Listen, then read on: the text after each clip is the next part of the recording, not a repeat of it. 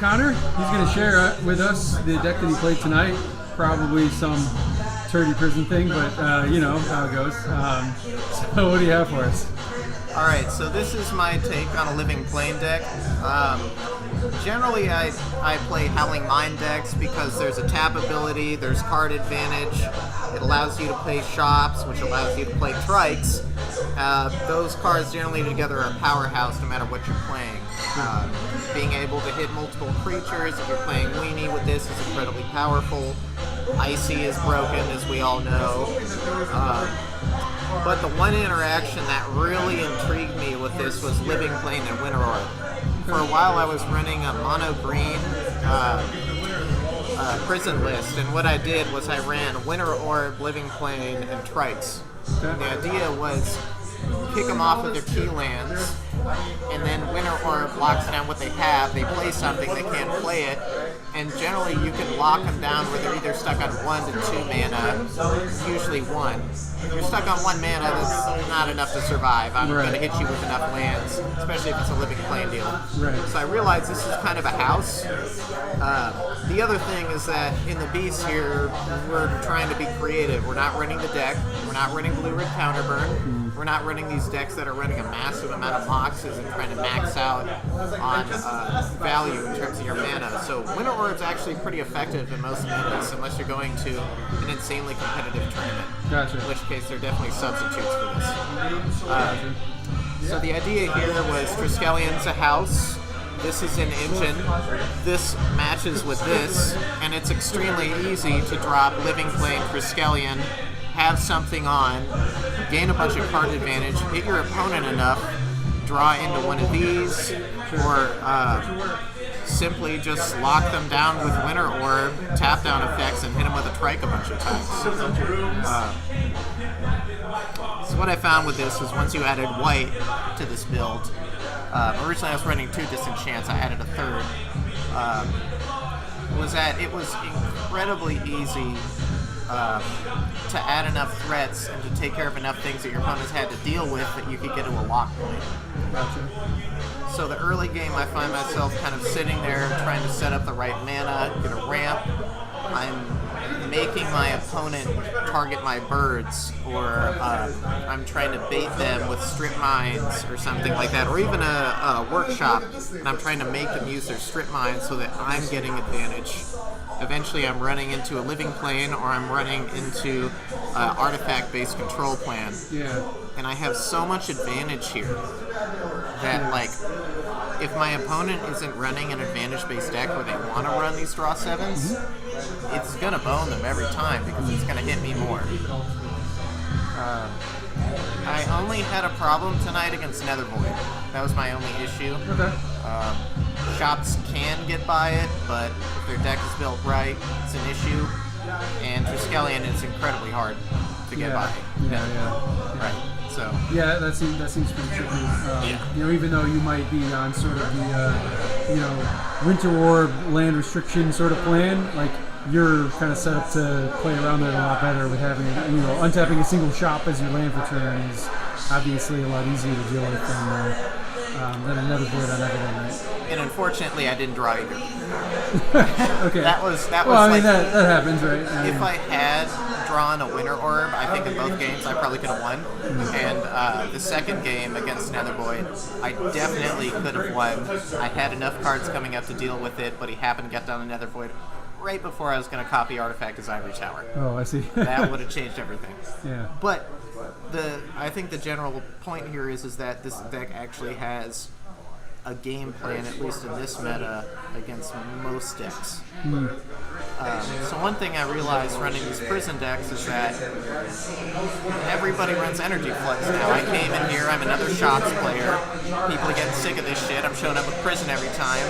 I'm running like 1 in the main, 3 in the side every time, Energy Flux. It's just constant. So I thought, like this deck actually can win main deck without any artifacts. Like the main deck plan that Elliot Davidoff ran had no artifacts at all. Right. No Howling Mind package. So I run a package in the sideboard here. Piece I'm going to cut, but the idea was cut out The transmute was originally in the main for the brain geyser. Then I had swords, 3 bolts, which add you extra advantage with this. Also, that's just extra advantage against creatures. Pyrotechnics is going to deal with any sort of weenie deck, as well as kill almost all the top creatures in the meta. Meat Stone is kind of spicy, but it was something I thought that could go with Trike. Yeah, okay. Low it down, your opponent's screwed. It's really good against mono black. Dust to Dust and Disenchant, obviously that's against another artifact-based deck. Sure. But it's incredibly easy to cut almost all the artifacts besides like Ices, or like 2 Ices. And then maybe a couple Winter Orbs. Yeah, so you get to basically do this sort of a slightly transformational thing. Exactly. Afterwards, if you want. But the interesting thing is, like, a lot of people, when they do a transformational sideboard, what they're doing is they're changing their deck completely. What this does is it plays off of what's already there, and it can either keep the artifacts, enhance it, and enhance the artifact plan, or if your opponent's playing blue, you're either playing Energy Flex. Right. I can easily transform and still have advantage, because my opponents cut all their powerful shit for Energy Flex. Gotcha. And I've still got an extremely strong plan, all these restricted cards, balance, all that. Yeah. And even a couple Ices, I'll pay for that. That's fine. I'll pay for this. Pay for a trike, or you saw 1 or 2 things is okay. And then also, boom. Yeah, you've got birds. Exactly. Yeah, you don't get shut down on the artifact mana quite as much when that happens. Yeah, so that makes sense. So I found if my opponent isn't playing a strict mana denial plan, this is pretty strong. Awesome. But I did only really go against Eureka Nether Void and then Steven's, like, always fuck you deck. Oh, okay. Yeah. It's hard to play. So it needs some tuning. My plan right now is to cut these, this, and then one more. Pyrotechnics. And then go 3 Reb, 2 Blue Blast. Oh, okay. So deal with Blood Moon, deal with burn spells. Deal with Energy Flux. Yeah, exactly, Energy Flux. So if you want to, at least. But I personally think that, I mean, if you go with an artifact-based plan post-board and you get rid of their Energy Flux, the only thing you're waiting for is them to draw another. Sometimes they can just win. You're establishing an artifact-based board presence, and you could get them down to 2 life, and if they drop an Energy Flux at the right time, you can still lose. Yeah. Absolutely. So, in this meta, I think I really have to go with a transformative sideboard that can deal with decks that likely are playing few Energy Flux. I see. So that was my general thought. Yeah, that's pretty cool. It seems like it's an interesting, like, mash sort of like kind of 2 different decks, it feels, and not in a bad way. Like, you have this good crossover of, like, Trike kind of works on both ends of the spectrum. Like, if you're kind of a workshoppy type deck with a lot of artifacts, you can cast him easily, and he also works really, really well with, like, Living Plane, right? So it just seems, like you can definitely make those things work together. It seems pretty cool. One of my thoughts too was birds and moxes with shops. I can play 1 less, like always. Oh, okay, yeah, sure. Right, because this, like, if you get 2 of these in your hand and any other sources, you're already at 3 mana, probably on turn 1. Yeah. Right, that's huge. And with this and this, now I'm drawing more. I'm probably able to get to 5 mana on turn 2.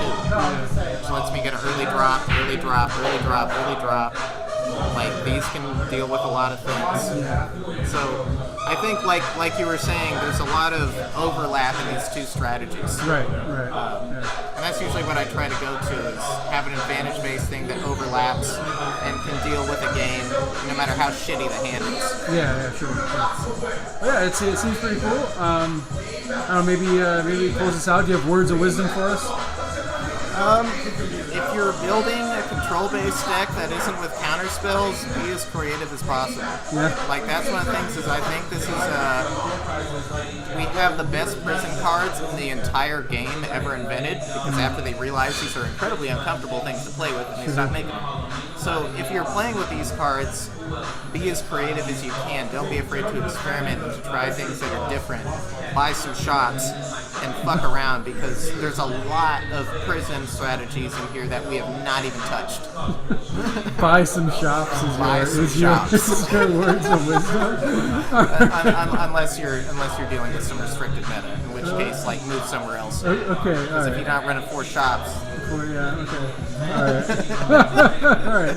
Thanks, Connor.